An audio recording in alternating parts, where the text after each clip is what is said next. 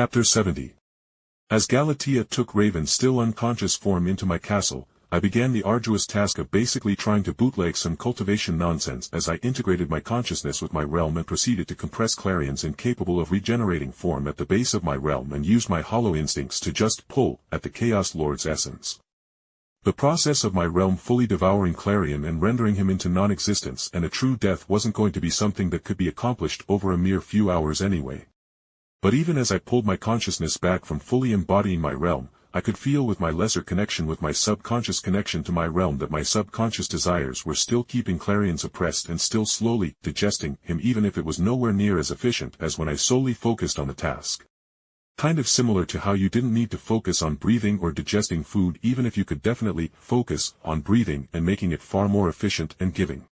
Jake, the girl is squirming around. Why is she alive anyway? You utterly despise demons? Galatea asked me honestly with some concern as she had seen me utterly flip my shit in hell and nothing got my bloodlust up like demonic energy did. Whereas normal hollows fed on the souls of humans and the souls within other hollows or even soul reapers and got an obsession or taste for it. I however only fed on demons and other monsters during my ascendancy to a Vastolord. Thus, even more, a dozen miles away from my castle I could feel the radiating demonic energies coming off Raven. It was a trial, and I was realizing why the hollows of Bleach were constantly after normal souls. She is important to say the least. She is an anchor for Trigon, a powerful reality-warping demon lord who is bent on conquering Earth, of course. But being an interdimensional entity, he needs an anchor similar to Klarion when he wants to walk the physical material plane of the universe. I explained softly as I pondered on what I should do with Raven, as her mere presence in my reel was like a scrumptious meal being dangled in my face and only my willpower was keeping me from taking a bite, as it were. And with the League being reactive, Dr. Fate will probably have her sealed or banished to another realm, right? Galatea asked, and from her much darker than possible shadow came Astrid, who flew over beside me to wait for some perceived order she may receive. My lord, do you plan to take the princess of the demon god Trigon as a concubine? Astrid asked me with no shame, and my face twitched at the blunt question. I mean, sure, Raven was the definition of a big-titty goth girlfriend in the right circumstances, but honestly, I wasn't sure how she felt about her father at this point, as Azazyel was still around and a hub of magical sorcery users who didn't want to deal with people causing trouble going to the realm that used their own magic to enforce an utterly calm and peaceful atmosphere. Not to mention that this Raven wasn't the gray-skinned younger version that I knew mostly from Teen Titans that I watched when I was much younger. This one was older and more developed, to say the least, thus she may be more set in her ways. I will speak with her to see where she stands with her father.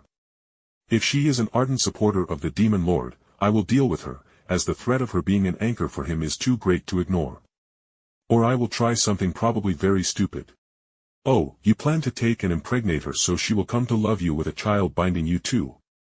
Astrid spoke regally as she came up with some fey court bull's height, and Galatea gave the fairy an even look as though asking why in the world the fairy was so blind to say something with her right there even. Despite how human Astrid looked other than her size and the beautiful butterfly wings that beat behind her. At Astrid's core, she was a fey fairy of the summer court variety and thus had a very inhuman perspective on things. I will not be taking Raven or forcing her into any position within my realm, at least for now, I answered firmly as I felt Raven's demonic energy spike and I realized she must be fully coming around after I choked her out.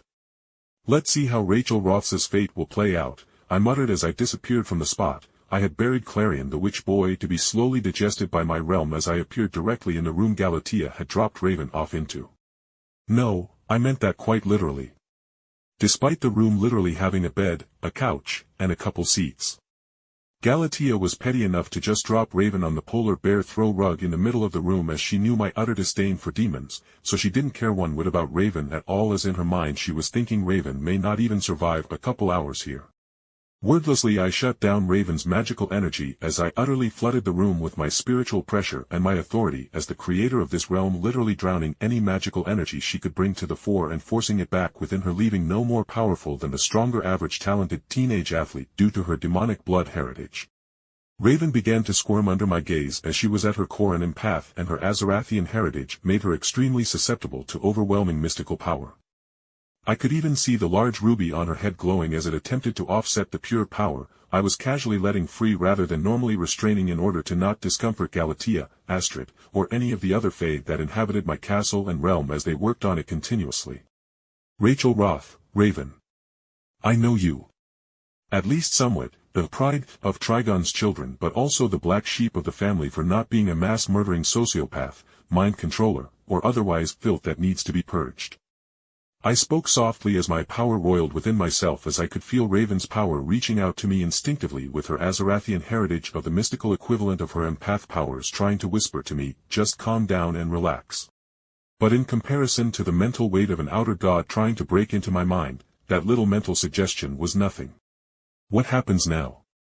Raven simply spoke as she sat up from the throw rug. Depends. What's your thoughts on your father? And I can feel your very soul, so don't bother lying to me. I spoke casually and Raven scoffed. I hate him. I despise him down to my very bones, and that is my degree of hatred for my father. He had me abandoned by my home in return for him to destroy it, and I understand why the people of Azarath pressed my mother into abandoning me, so I do not hate them even if I wish they were not cowards. Raven spoke as she seemingly looked past me, reminiscing about that very scene of her mother throwing her form to Trigon, the supposed god of pure evil. So, I hate him, and only my brothers kept me in his service, as each of them were ordered to kill me should I flee if they couldn't capture me. Though more likely they would just kill me for how much my father favors and gives me his attention. Raven all but spat on, saying how her father gave her favor or attention. Ha! I mused, honestly feeling a bit of relief as I could tell Raven was telling the truth about how she so hated her father. And your brothers? How do you feel about them? I asked, wondering if she was going to have a bone to pick with me after I killed her brother. I wish they were never born. Twisted by the demon cults that birthed them, even if I consider them family, it's still the same family that is my father. They are merely reflections of him, and I cannot come to love or care for them in any way. Raven spoke bluntly before she sighed. So once again, where do you and I stand? Are you one of my father's enemies and seek to use me to harm him somehow? I couldn't help but burst into laughter as I shook my head. No, Raven, I don't seek to use you to hurt your father. He may value you as an anchor to invade the mortal plane, but the moment you die you lose all such value. Nor do I hate you for the sins of the father. I then reined in my power as I walked a bit away from Raven to give her some space. Honestly, I see three paths before you at this time. 1. I can protect you within my realm as my own subject, as I am the god within this realm I have created. 2. I send you to a very powerful entity who may take you as a sort of apprentice, as he will see the similarities between you and your father mirroring his own prior situation. Or 3. I allow you to go free upon the lands of earth. You will probably make friends, and you will find joy, love, and all those wonderful things.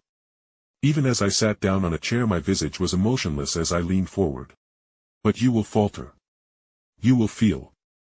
And thus, you will fulfill your destiny as the anchor of Trigon, the god of evil, allowing your father to reach and thus conquer Earth as he drags the planet into his reality-warping influence to be broken and conquered. I explained with utmost certainty, as that was her destiny if I or someone powerful enough didn't interfere and intercept the karma of her fate.